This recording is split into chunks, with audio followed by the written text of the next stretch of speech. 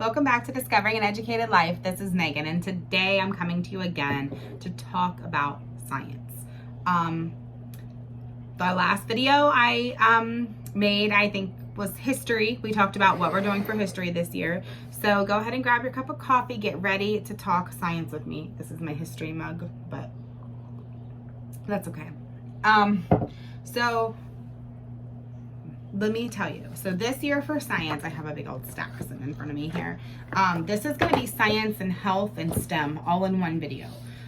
In the past for science, if you have followed us for any amount of time, you probably know that we've struggled with science. We don't get experiments done. We had a lot of curriculum that was workbook based, a lot of worksheets and reading, and it just didn't work for us for science. I wanted something that was experiment based but had a lesson behind it. So about halfway through last year in 4th grade, I literally for Christmas ordered my daughter just like a science experiment book off Amazon. And the rest of the school year last year, we pretty much just did that. I didn't follow anything specific. We did Exploring Nature with Children throughout the year last year, and we will continue to do that this year. We love nature study. I have no problem with nature study. I have no problem ever with finding enough resources to tie into that. We use the Handbook of Nature Study. We do zoo trips. So we had a lot of things that were like that style science, but I really, as a 5th grader, I really wanted her to have some more like experiments and just foundational science lessons. And I was having a hard time finding that. And as you know, if you've watched any of my other videos recently, in came Timberdoodle. And so this is one of the things I didn't have planned yet when I decided to purchase Timberdoodle. And we went with Science in the Age of Reason, Berean Builders by Dr. J. Weil. I was so excited to find this, guys. This is exactly what we've needed. So it's not super thick. It's not a science that gets too much into, this is a Christian author, but he doesn't, as far as I've seen so far, it is not just focused on like creation science only. That's one of the problems we also had in the past is we are Christians who believe in creation, but we were having a really hard time finding a science that wasn't only about that, that was a Christian science program, that didn't go into things that I don't want to say didn't want to discuss, because we do talk about evolution and we talk about other people's theories and how science changed over the years into what it currently is. But we also need to know basics about science and not just why some people believe in this and this. And it's not secular. This is definitely Christian. It just doesn't get into it. It doesn't go into it, which is why what I loved about it. It mentions creation. It talks about God, but it doesn't go super into like the argument part, because to me that is an apologetics issue and not a science issue. And she shouldn't have to like decipher through some of that to do her like lessons on temperature. And I don't want to go any further into it. So that's just, it's not a bash on any specific curriculum. It's just that as we've gotten older, I really wanted something that was experiment based and based on something my daughter would be interested in, and not just tons of worksheets. And I was really struggling finding that in the Christian science world until we found this. So I'm not going to go into this super heavy. I will explain briefly. I'm going to do a full flip through and review of this, multiple things with this I have planned this year. But in this Science in the Age of Reason,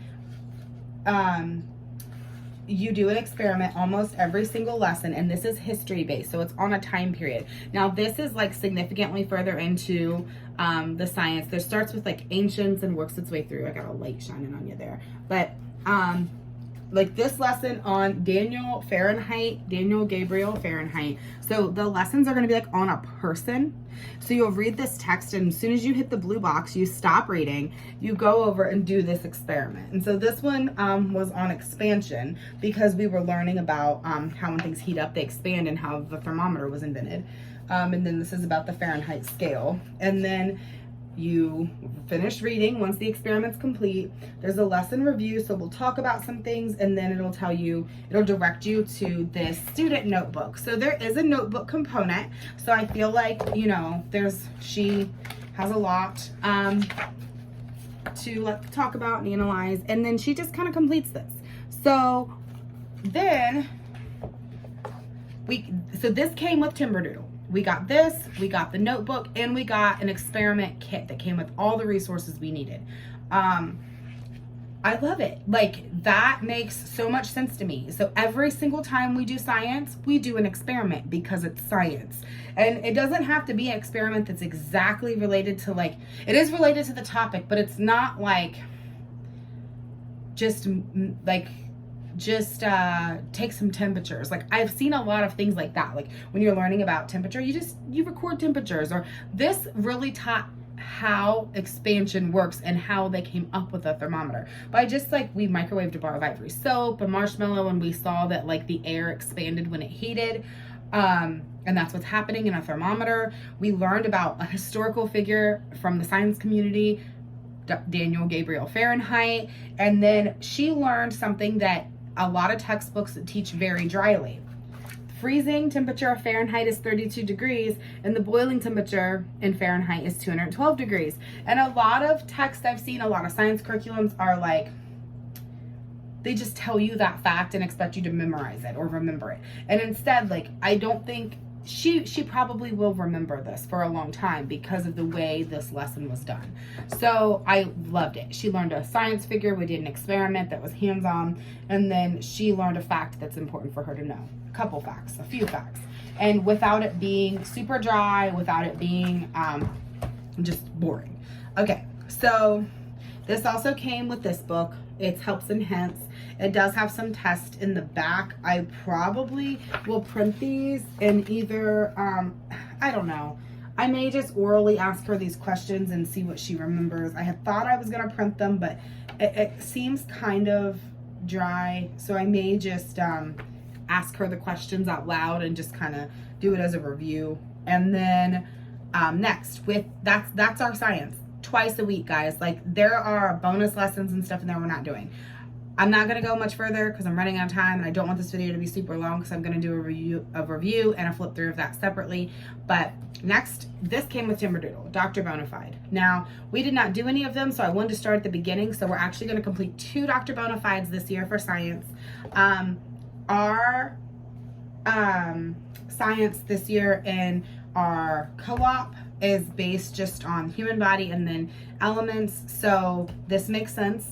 And this is a really fun, just open and go type of program. I will do flip throughs and reviews of this. I actually ended up buying all 4. It came with like 3D glasses and stuff. It's just a really fun thing to learn all of the bones of the body. I also grabbed this. This is a little young for her, but it's not. Like, I think they're lying when they said grades 1 and 2, I feel like, because I don't think this is out of the realm of a 5th grader using the diagrams and things in here. And while we're listening to our classical CDs, I intend on maybe just like coloring through this in the morning. And the same thing with this. These are just coloring books I picked up separately, and so it has all the elements, and as we're learning about different elements and things, I'll probably use these, and again, maybe some flip throughs of those later. So like I said, this is science, health, and STEM, so I'm trying not to take this too long. So I did purchase a health curriculum this year. I've never purchased a health curriculum. I've used books, we've talked about things, I found videos. I've never done like health. We've done some gym stuff in the past. Usually I try to do that in person at a place, and I may still do that this year, but I bought this, Living Healthy from Master Books. So I just really thought this looked like a really good program. It's nutrition, exercise, and making wise choices. I'm not doing everything in here because that would just be too much, because I do feel like this has like a science element to it as well. When you're in here, you'll notice, I'm trying to find, like, there's things like about muscle groups. And so there's different units in this. Again, flip through coming. There's exercise unit, a nutrition unit, and a personal health unit, and then an environmental health and safety unit. We're doing this twice a week. I'm ripping these out, and each unit's gonna go in its own folder. So by the end of the year, she'll have 4 folders full of these Living Healthy. Some of the things in here, there's exercise every day and daily walks with your parents. She's doing that with her dad every morning to start the day. There are, you're just really learning about your body, like specifically, and they're challenging her to do things like a 5K. They didn't say she had to do a 5K, but they asked her how she would train for one, and she had a little assignment on that. And so she's already like planning this 5K that she wants to do in the fall this year, like in the winter time, and she's real excited about that. So I'm really happy with that as a health curriculum. I think it's going to be great for her this year. It's kind of like health and gym in one, and science, and it has a lot of things in there, so it's a great class for her. And as far as the writing goes, which when I do a review I'll talk more about that, I'm not making her do a lot of the writing that goes in this course, just a little bit of it, but most of it where it's asking her to write things out, I'm just talking to her about, because Master Books they assume that she's using Master Books for everything, and if she did, there would be not very much writing. In her courses she's taking with like doing Knotgrass, she has other writing programs that I'm going to talk more about in her language arts reveal. That would be way too much. I do not want her writing in health, like not the amount that they would require. Okay, so moving on. This is one of her STEM projects this year. This is Base Kit 2 for letstartcoding.com.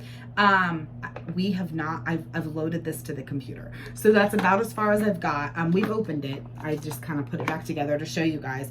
This comes with, you're going to write code for a circuit board. It comes with the circuit board.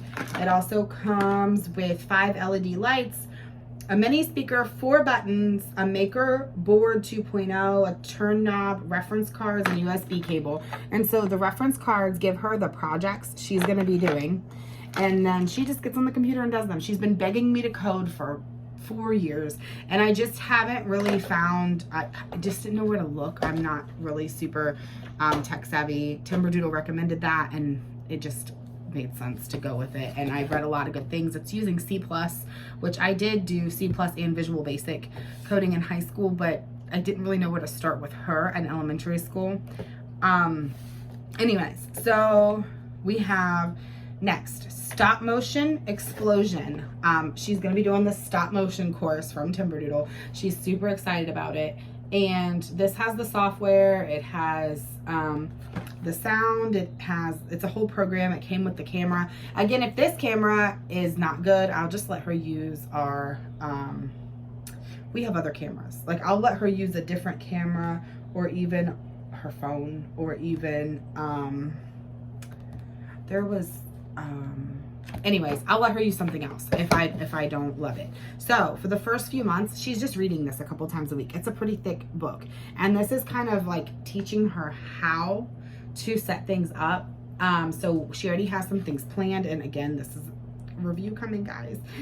She has some things planned here. She's going to make an armature with her cousin that's an art student. She's in college, and then with her uncle, she's going to make this. She made a birdhouse with him over the summer, and they're going to build a pegboard table so she can have him. And I ordered her these guys. I can't think of what they're called right now. And she has Legos and things, so that's going to be a really fun course for her this year, and she's really excited about it. And so that's part of her STEM, just kind of tying all that together. That's really tying in a lot of different things. So that is her science, that's her health, and that is her STEM. And that's a lot. So I'm going to get out of here and let you guys get back to what you're doing. But don't forget to hit like and subscribe, and stay tuned, because I'm going to be talking about language arts really soon, which there's a huge overhaul in that area. That's probably the biggest changes I've made this year, whereas like these changes are similar, or just like tweaks on things that I've wanted to do in the past. We overhauled our whole school year. Nothing is the same, so stay tuned.